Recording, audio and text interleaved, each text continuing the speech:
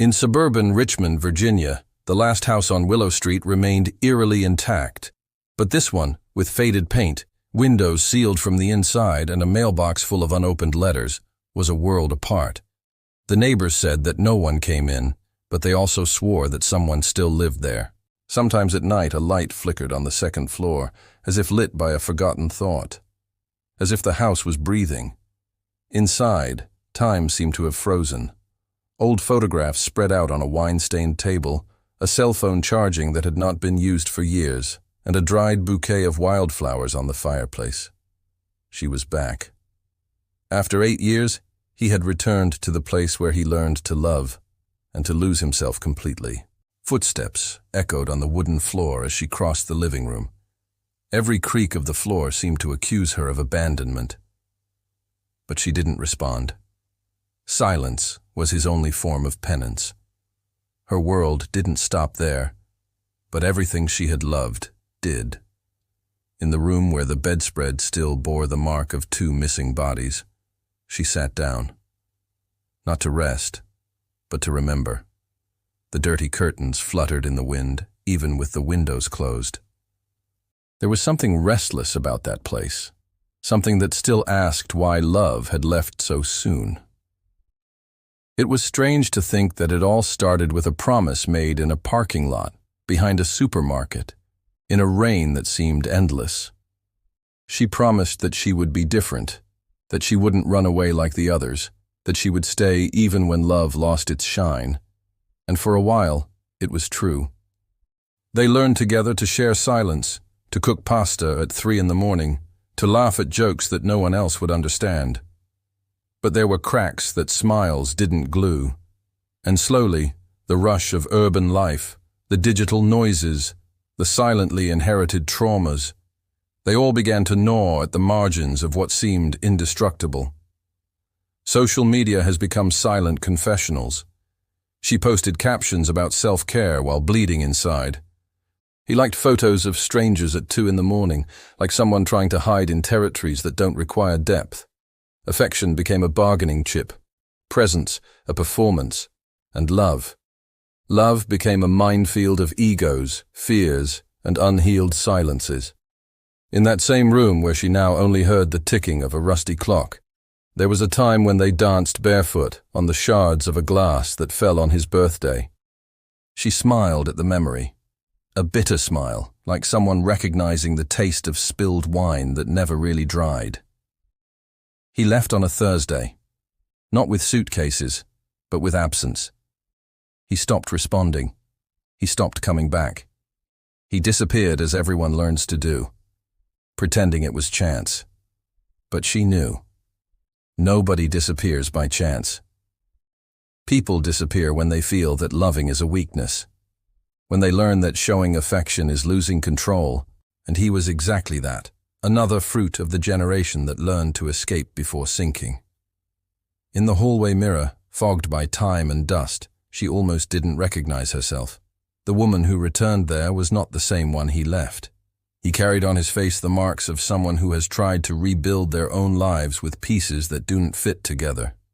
He had the eyes of someone who loved others, but never completely.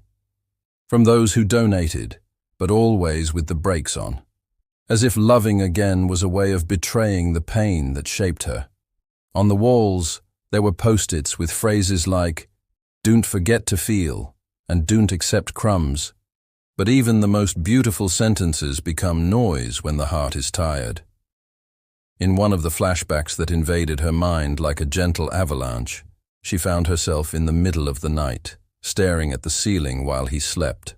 She thought about how everything could go wrong and how even so she didn't want to leave. But to love in the modern era is to live on constant alert. Any sigh can be misinterpreted, any unanswered message, a sentence. Distrust has become the official language of relationships. No one asks, "What do you feel?" anymore. They only ask, "Who do you hang out with?" Love has become a game of dice, where the first rule is to pretend you don't want it that much. But she wanted to. I always wanted to. But she could never admit it without seeming weak. Climbing the stairs carefully, as if climbing ruins, she reached the attic, A space where they kept memories that no longer served their routine. Handwritten letters, one of his sneakers that she never threw away. An old recorder with voices I no longer dared to hear. Outside, the sky threatened a storm, and the heavy clouds seemed accomplices to the unresolved story that she relived in silence. It wasn't just about him. It was about everything she saw repeated in other people. People trying to connect but tripping over their own emotional walls. Relationships that seemed deep but crumbled at the first real conflict. People who prefer to block rather than talk, exclude rather than confront, leave rather than remain. As if loving was a burden instead of a refuge. In the closet, he found his jacket. The smell was gone, but the memories were not. The way he hugged her on cold days. The way he said she smelled like old books and coffee. All of this still lived there, silently, in the fibers of the piece of clothing that he now pressed against his chest. The doorbell rang. For the first time in years. She went downstairs, her heart pounding like in a suspense film where no one knows the ending. But there was no one. Just an envelope on the floor. No sender. Inside, a single sentence written by hand, in the same handwriting she knew so well. "I'm sorry I loved you out of fear." The house lights flickered. For a second, it seemed like something had broken free there, as if the hidden presence had finally left. As if that phrase had given voice to everything that had been trapped for years. She didn't cry. He didn't even smile. He just took a deep breath, as if accepting that certain endings bring no answers, only closure. Love has not disappeared.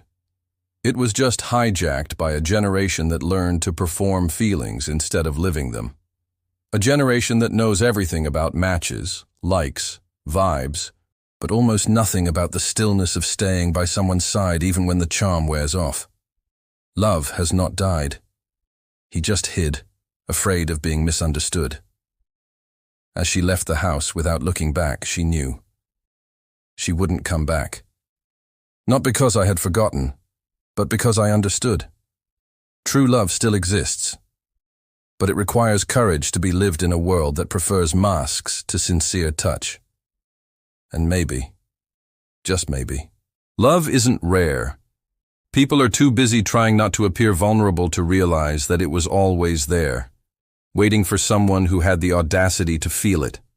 Share this video if you also believe that true love has not disappeared.